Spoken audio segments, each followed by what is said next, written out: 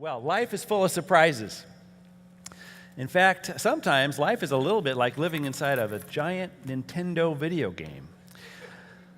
Just when you think you've got it all figured out, along comes a new surprise to knock you off your feet. Here's an early version of that video game, Mario. How many of you played that game? Quite a few. And of course, this is one of the early editions, and there have been many of them since that. I spent many hours playing this game. In the game Mario, you are a pizza delivery man named Mario, or his brother Luigi, who tries desperately to reach certain goals, like rescuing a mushroom princess, while moving through a threatening and uncertain world. And along the way, you face lots of cute but dangerous challenges, any of which may spell the end of your short digital life. Let's watch this clip of Mario. It'll bring back old times. Oh, there's a killer mushroom. There's a big mushroom.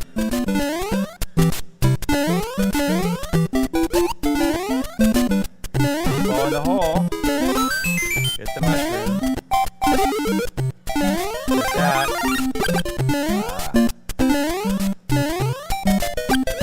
Look out for the killer turtle. Oh man, I can't believe I spent so much time playing that. But he made it.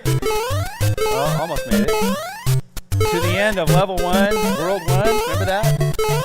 That took about 6 hours to just do that one. Yeah, and there's so many worlds. Yeah. So, as you can see from the clip, there's lots of threats you've got to avoid to survive in the game. It looks a little bit too much like real life, doesn't it?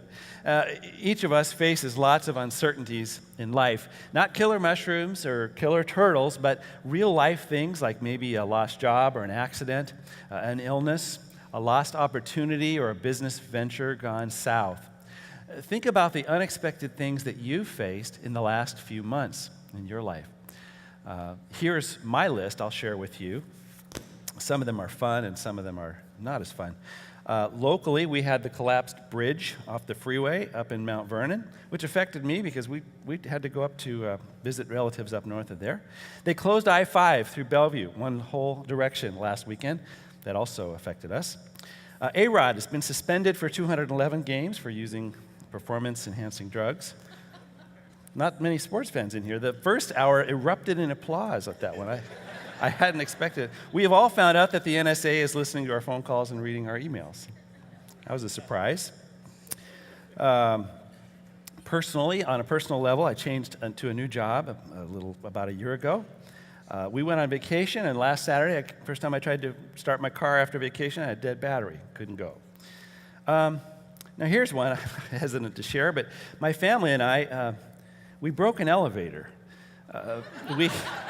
We got trapped on an elevator because of a weight over problem. I know. So we were visiting with some friends. We were staying at this small hotel. And we got on this elevator. It was my wife and my daughter. They're both really thin. And our friends, my friend and his wife. And we got on this elevator. It looked like a brand new, nice new elevator. Mirrors, gold. It was nice. We got on. We pushed the button, and the thing started to move. And as it moved up, we looked up at the little plaque, right as you start to face the door. You kind of glance, you're looking for something to look at. And the only thing there was to look at was this plaque, and it said, limit 3 persons. And someone said, does that say the limit of this elevator is 3 persons? Well, it was a little tight, but we fit. Not fat, we fit. So then someone said, well, it says weight limit, 490 pounds. Well, I did the math really quick. I'm about 200, and my friend is 200. So I said, are you girls each 30 pounds? And just right as the person said, I think we've reached the limit, the thing stops. The elevator stops moving, and it's just quiet. Now it's 10:30 at night in a small hotel. There's only one staff person. They're down in the lobby, and we're thinking, this is, hey, we'll push the call button, doesn't do anything. We'll push the alarm button, doesn't do anything. Pushed all the buttons, didn't do anything. Well, at least there's probably a vent somewhere so we get some air. There were no vents. No vents. It was starting to get really warm in the elevator. We're thinking, if we pass out in here, how are we going to, we couldn't even all sit down in this elevator. So we began to kind of yell. Well, actually, I said, why don't we jump? Maybe it'll dislodge it. They said, don't do that. So we began to yell. And after about 5 or 6 minutes, we heard someone outside pounding on the door and saying, is there somebody in the elevator? And when we finally got it, so he said, help me pry the door. So we pried the door open. And we were, a little bit shy of the floor we wanted to get to. And as we piled out in broken English, we said, does this happen often? And he says, no, you are too much. So, sorry. But on a more serious area of surprises, a good friend of ours died this summer, right after we had seen him, or I'd seen him. And a close relative was diagnosed with early Alzheimer's. So these unexpected things, sometimes they're fun, sometimes they're funny, and sometimes they're serious. What's on your list? Now, I had to really think to remember all the uncertain things, all the surprises of my summer. Knowing that life is full of what-ifs, it can be tempting to just drop out, to hide, or to become hostile and disconnected from life around us. What should we do? Should we run? Should we fight? Should we sleep? Eat chocolate? These are all natural responses to an uncertain world, but the scriptures have a lot to say about uncertainty. We all face it. Should we run? Should we hide? Should we sleep? The scriptures have a lot to say about uncertainty, and today we're going to look into what the scriptures say about living in this what-if world. We read in scriptures in Colossians 2:6, as you have received Christ by faith, so walk in him. We not only receive Jesus by faith, but we live by faith. And today we'll look at that. How do we live by faith amid a what-if world? We're going to do three things. First off, we're going to define the problem of uncertainty and what-ifs. Secondly, we will explore the impact of uncertainty on our lives. And thirdly, we'll look at how faith approaches uncertainty, approaches living in an uncertain world from Ecclesiastes chapter 11. So first, let's define the problem of uncertainty. Here's a working definition of uncertainty. Uncertainty is the awareness that some of my best efforts will fail, and some of what comes into my life will hurt. Some of my very best efforts to reach a goal or to do something will fail, and some of what just comes into my life will hurt. Now, there are two aspects of this, and they're illustrated in the diagram. The stick figure is you, and the arrow coming at you represents those things that come into your life that you have no control over. You lose your job because the company goes bankrupt, or you get hit by a car, or you get sick. The arrow coming from you represents those things that you attempt to do, but the results are beyond your control, and so you don't reach that goal. For example, you don't get the job you want, or the career, or your investments fail, or like me, you're forced early to rule out a career in pro sports. That's a joke. We all face, I was. All of us guys, when we were 10, when you were shooting hoops, weren't you thinking, NBA. So we all face these two types of uncertainty, things that happen to us and things that we try to do but we can't.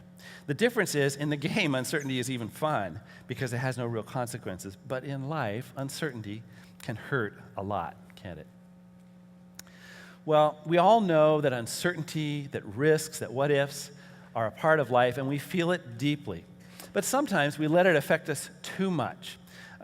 We let it dominate our perspective, and then we fail to live out of who God has called us to be. As one writer wrote, he titled his book, Your God is Too Small. That when we see our God too small, then we live out too small in response. So let's look at the impact of uncertainty in our lives. First at a societal level, and then at an individual level. At the societal level, we don't think a lot about uncertainty or about what-ifs. We don't buy coffee table books about it. There's no specials on TV. And yet, as sociologists have studied societies around the world, they've found that we surround ourselves with protections against uncertainty. Indeed, avoiding uncertainty is a big part of what societies do. Societies use various institutions to help protect people from that sense of uncertainty. For example, technologies. We do scientific research, and we apply it to build technologies and products that protect us from the uncertainties in the environment. We build dams to protect us from, reduce the threat of flooding. We launch satellites to keep an eye on storms that may be coming after us. It used to be we had washing machines and we had, vacuum cleaners to kind of relieve the work at home, but now we have lots of other things. There's Roomba. Anyone have a Roomba? Automatic vacuum, it just kind of does it, yeah. Not too long ago, I saw someone had a Roomba type of lawnmower, it sits in the backyard and it just kind of randomly goes around the yard, and over a course of the week, it does it every few hours a day. It keeps the grass constantly down. Pretty nice.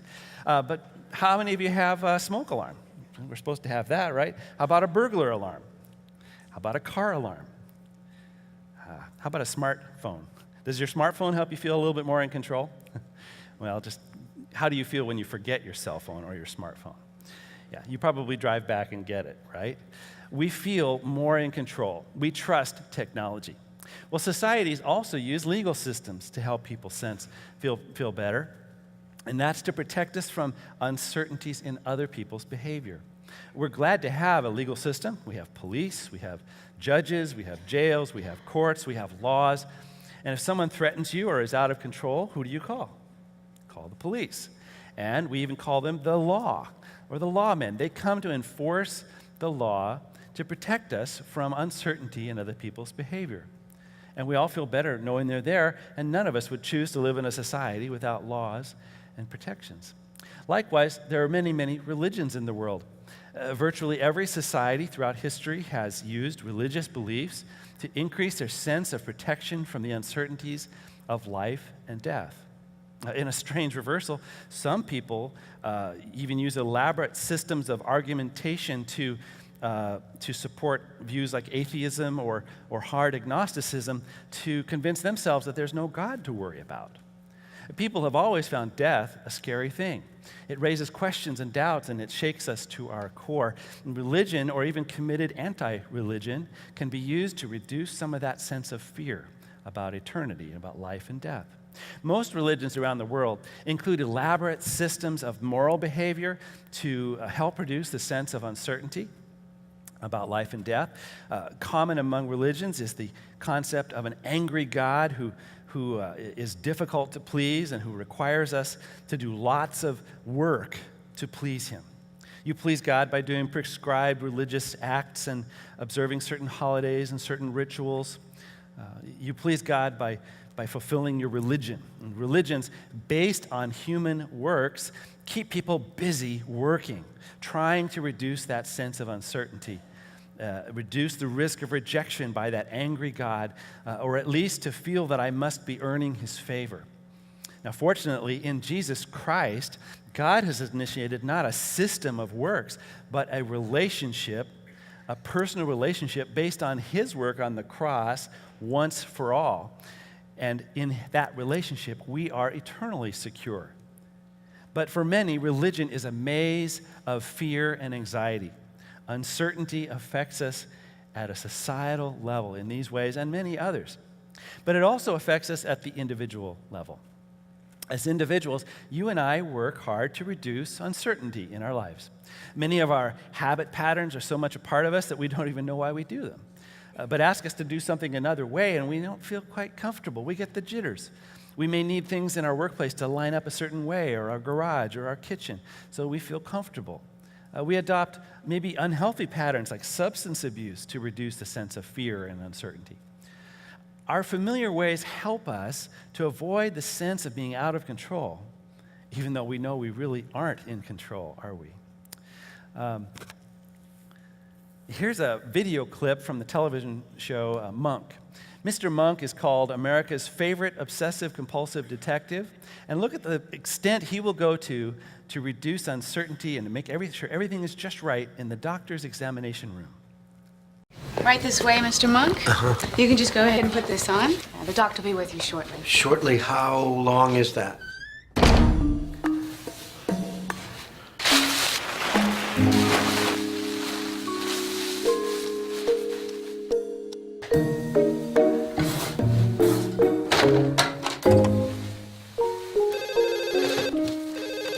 Hello? Hello? Hello?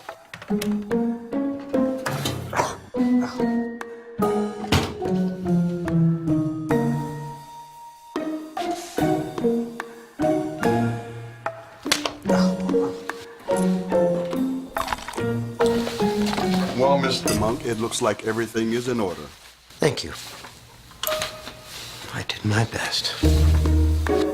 Mr. and Mrs. Gruberman, your blood tests are back. You're pregnant. And so are you.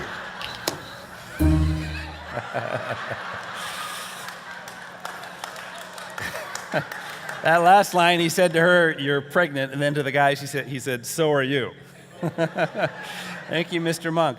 So most of us are not quite that extreme in our attempts, but our uncertainty can affect us in many ways. For example, it affects the goals we choose. A fear of failure may make us to choose to be overly cautious and to hold back in things we'd really like to pursue. It can affect the way we do our work. During college, I developed a certain way of preparing for exams, and if I couldn't prepare that way, I felt great uncertainty. When I prepare to teach like this, I do certain things to be sure I'm ready so that I don't black out up here and just sort of stand here and not sure what to say. The way we manage our money. Maybe you had parents or grandparents who lived through the Depression, and many from that generation became very, very conservative and cautious in the way they managed their money, penny pinching, never throwing anything away.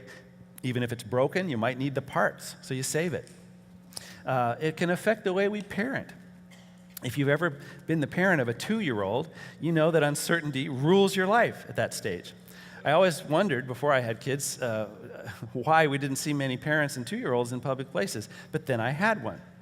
It's because they fear the risk of being totally undone in public by a 2-year-old. I used to have a story I'd tell here, but I won't tell you. You can ask me later. About my own child who's now 22 and sitting in back. So, now familiar ways that we have, our familiar patterns, our habits, they may not necessarily really be better, but they make us feel better. They are kind of like our security blankets. Uncertainty affects us at a societal level, at an individual level. We do a lot. We spend a lot of money and a lot of time just to manage that uncertainty. All of this raises the question, what should we do about what ifs that we face? They clearly bother us because we're spending a lot of money and time dealing with them. How should we, as Christians, approach a world filled with uncertainty? Well, now, the really short, basic biblical answer is we live by what? Faith. That's right. God calls us to respond by living by faith. But there's a lot of fuzzy thinking out there about faith. Many people think that faith means, wishing really hard for something, and if I wish hard enough, maybe God will do it. That's faith. It's kind of like the Disneyland Tinkerbell school of faith. Remember how the words go? When you wish upon a star, makes no difference who you are. Anything your heart desires will come to you. That's not faith. And yet in our society, that's a common thought about faith. Faith is wishing really hard. Hebrews 11:1 gives us the closest thing to a one-verse definition of faith.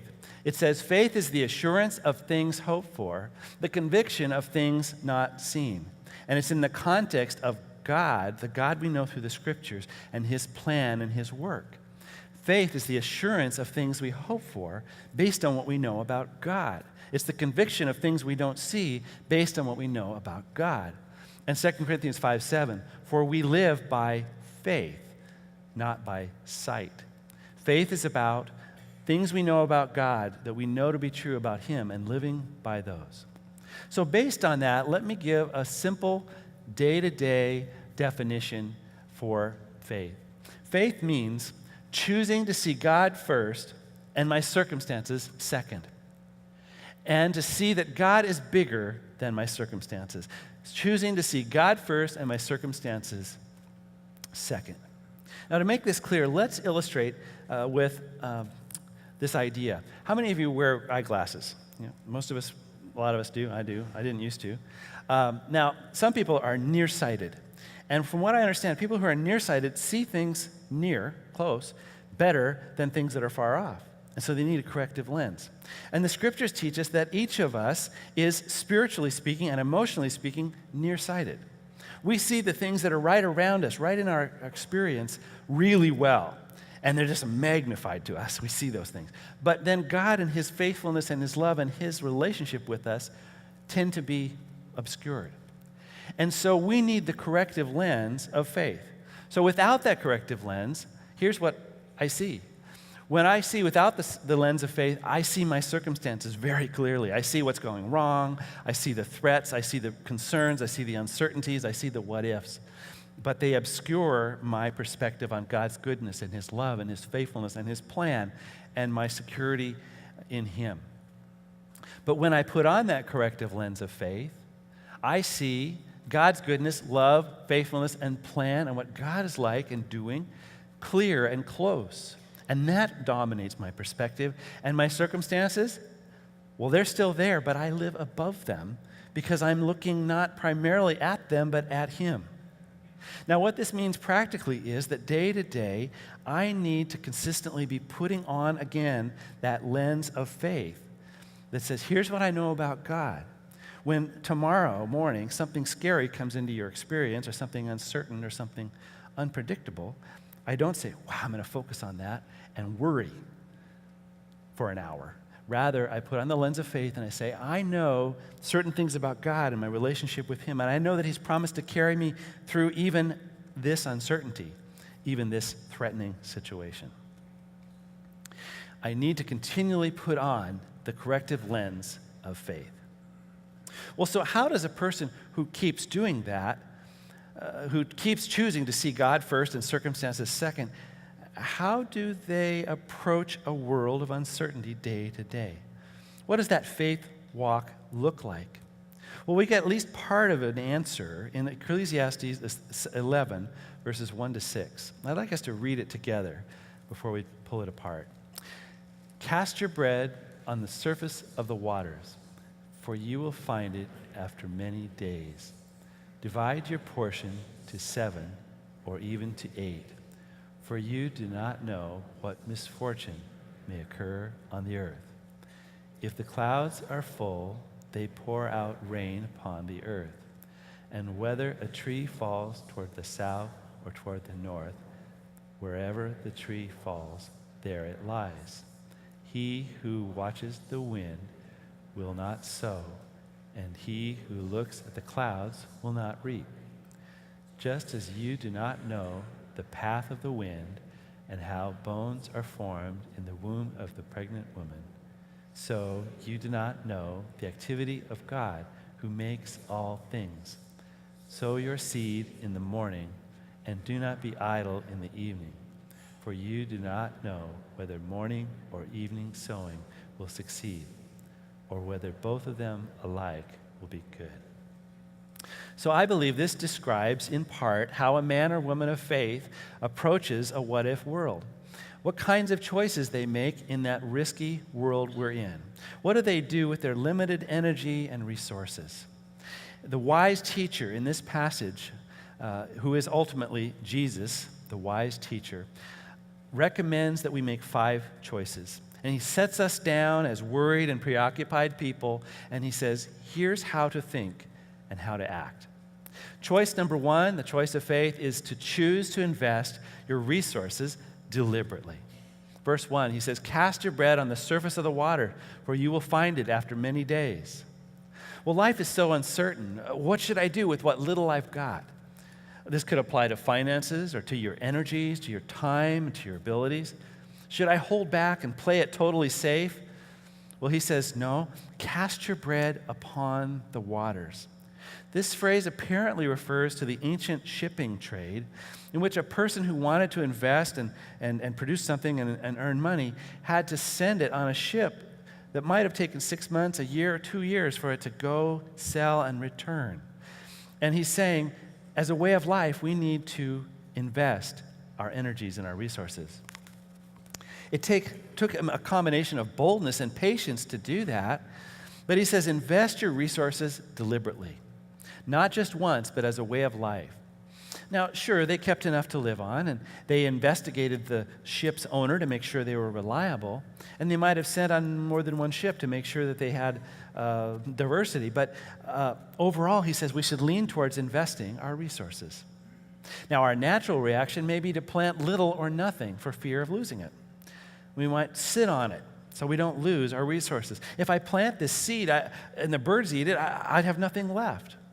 If I spend my time and energy going to college or taking a class or learning a new skill and I don't get the job I want, I'll feel like I've wasted my effort. Well, the wise teacher advises us against the temptation of defeatism and holding back out of fear. He counsels us to move forward with what we have. He's not calling us to wild speculation, but he says, use what you have. Don't sit on it. Choose to invest with patience and boldness and trust. In the New Testament, we see the same idea in the parable of the talents. Remember the 3 servants? The master gave some money to each of the 3. And 2 of them went and they took the money they were given to manage for the master, and they invested it, and they brought back a return. But the 3rd one said, I buried it because I was afraid. And he was rebuked for being overly cautious. Does this mean that you should go and invest everything you have in the stock market tomorrow? No. It means that the resources God has given you, you should lean towards investing them deliberately. Not just your money, but your time and your energy and your abilities. Number 2, the second word of advice from our wise teacher in Ecclesiastes is choose to share generously. He says in verse 2, divide your portion to 7 or even to 8, for you do not know what misfortune may occur on the earth. This verse apparently refers to the person who is already giving some to others, but it urges that person to give beyond what feels comfortable. Faith doesn't hoard the resources for itself, to protect everything for the self. Faith gives. Faith shares. Faith is generous. This verse counteracts our natural temptation to share little or nothing with others and to share only what's easy and painless. Fear of uncertainty tends to make us preoccupied with our own needs. Will there be enough for me and my family? But faith says, I can't predict the future, but while I have resources, I will also share them with others. Notice he says, divide to 7 to 8. When I think I could help maybe 7 causes or 7 ministries or 7 needy people, stretch and go for 8. Faith stretches to serve. And I don't know about you, but when we give to meet a need of another or to meet a need of ministry, there's something freeing about it, isn't there? It's like it says, money is not my God. Money is not almighty in my life. I can give it away. Scriptures even say we should be able to give hilariously or with joy. What's the motto on our American dollar, American money? In God we trust. Isn't it ironic? Because really, what do we trust? Our money. Our language is laced with self-protective phrases like, I want to have a little buffer, a cushion, a safety net, something for a rainy day, a nest egg. All protective language. It's not a bad thing. Saving is a good thing. But that faith that saves also gives. The third piece of advice for the walk of faith is to choose to avoid procrastination. To choose to avoid procrastination and take deliberate action. Verse 3, if the clouds are full, they pour out rain upon the earth. And whether a tree falls toward the north or south or toward the north, wherever the tree falls, there it lies. He who watches the wind will not sow, and he who looks at the clouds will not reap. This tells us that some things are predictable, but we have no control over them, like the rain coming from dark clouds. That's predictable. Some things are not predictable, like the way that a tree in the forest may end up falling. In either case, if we spend all of our time trying to predict what might happen, we tend to put off life and procrastinate getting on with what we need to do. We put off sowing and reaping while we try to predict what's going to happen, and we end up not reaping. When we concentrate on trying to figure out all that's going to happen or all that might happen, we're kind of like the deer in the headlights. They jump in front of the car. A few years ago, we were driving to a remote cabin in Oregon with some friends, and it was the middle of the night, going about 35 miles an hour on a little gravel road, and all of a sudden, a deer jumped right in front of the car, like from here to you. And there it was. And you could just see the thought process in that deer's eyes. It's like, uh-oh, this is new. I better figure this out. I better analyze this. And luckily, it didn't procrastinate any longer than about a second. And it jumped, and the car just barely clipped it, and it ran off safe. But if we keep procrastinating, we're like the deer in the headlights. It's like, oh, this is unknown, this is uncertain, I better figure this out. Well, if we put that off forever, we will put off the action we need to take to be secure. I remember once in college being so intimidated by an upcoming exam because there were like 60 formulas that had to be memorized. And I just kept putting it off and putting it off. Well, of course, the more I put it off, the less I could get ready for the exam. And I knew I had to do this. I had known it for weeks and weeks. So finally, I set aside Saturday. I'm just going to memorize those formulas. And just in brute force, write them over and over and over and over until I had them. And I was set free. I was then set free to do what I needed to do to be fully ready for that exam. There's something freeing about getting on with it, about taking the action and the steps that we need to take. The teacher's fourth advice to us regarding uncertainty is to choose to live with the mystery in life. Or in plain English, don't sprain your brain trying to figure everything out, trying to figure out why. Verse 5, just as you do not know the path of the wind or how bones are formed in the womb of the pregnant woman, so you do not know the activity of God who makes all things. There are plenty of things in this life that we don't understand, aren't there? Plenty of things. Like how the wind is going to blow or how a baby is formed. We need to recognize that God and his work aren't always easy for us to explain or to understand or to tear apart. He is beyond us, and he has designed this life to have a lot of mystery in it. But we prefer, if we can have our druthers, to have all the answers up front, to understand why. He says, don't let your desire to figure out what God is doing keep you from moving forward. Be content to live with some mystery. Why did God allow this to happen to me? Why didn't he let me reach my goal? Why did this happen? Why that? Insisting on why and being frustrated that I don't know why, God? If only I knew, then I could be content and I could always stay one step ahead of God, right? If I could analyze him, I could stay ahead of him. We seek to bolster our faith with comprehensive answers about everything that God is doing in the situation. We become kind of like we want to be a play-by-play sports announcer on God. Well, he did this, and that's because of this, and that's because of this, and I've got God figured out. You'll never get there. I'll never get there. To become like that play-by-play announcer is a folly. In the life of faith, it's good to seek to understand God, to study God, to know him, but we need to remember that we are limited in our ability to explain him and what he's doing. There is much left to mystery, even with all he's revealed to us. Number 5, the fifth piece of advice from the wise teacher of Ecclesiastes is to choose to invest persistently. Don't get discouraged and quit. Verse 6, sow your seed in the morning and do not be idle in the evening, for you do not know whether the morning or the evening sowing will succeed, or whether both of them alike will be good.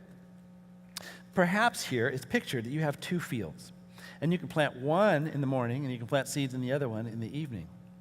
And you may sow in this field and it may succeed and you may get a return, or it may fail. And you may sow in this field and this one might succeed or it might fail, or they may both succeed and you'll have an extra abundance of results. He says, don't just sow one field, sow both fields. Sow all day. Plant plenty. The idea here, literally, he says, don't let your hands hang down in discouragement. The idea is don't let the size of the work or the size of the field or the uncertainty of success discourage you and cause you to give up, cause you to avoid planting. Now, our natural reaction in the face of uncertainty is to get discouraged. We plant a few seeds and we look out over that huge field and we say, well, it's hopeless and I'm tired. If God wants me to have results, he'll have to bless those few seeds I've planted. I've sent out 2 resumes. He'll have to give me a job through those 2 resumes. And I know in an economy like this, many have sent out hundreds of resumes. And the point is, he's saying we as we live, we need to consistently keep investing, keep working, not just morning, but the whole day. Not just a little while, but invest your energies for the whole day. So what have we seen in this passage, these 5 pieces of advice for living out faith in a what-if world? Well, the next slide kind of shows them all. If you and I do what just comes naturally, we're going to live on the right side the rest of our lives. We're going to sit on it. We're going to hoard it. We're going to procrastinate. We're going to be in analysis, and we're going to be giving up and unhappy because we don't understand why God's doing what he's doing. We need to continually put on that corrective lens of faith, which is not just saying, okay, I'm thinking faith, but to be in the scriptures, to be walking in our walk with God, and to be current with him, to be aware of what he is like, of his nature and of his love and his relationship and his plan, and to live in these ways on the left, to invest deliberately, to share generously, to take action, to live with a mystery, and to invest persistently. I don't know what your what ifs are, but based on the scriptures, I would encourage you to take time to look at those scales and to look at the scriptures and to let the Holy Spirit shine the spotlight in your own heart and say, where am I hoarding? Where am I hiding? Where am I procrastinating? And Lord, where do you want me to invest? Where do you want me to work? Where do you want me to persistently move forward? As we said earlier, the only ultimate foundation for this is a relationship with Jesus Christ, because without Jesus Christ, you really are not secure. You're not only uncertain, but you're not secure. You need that relationship with Jesus that is the basis then for the life of faith in which we can live confidently and freely in a world that is uncertain. And as Mike comes and Paul comes to lead us in a song, take that time, not only just now, but this afternoon, this week, and recalibrate your sliders of faith. Mike? Thank you so much, Jeff. That was a very clear and very relevant word for us today, was it not? Let's encourage Jeff as he...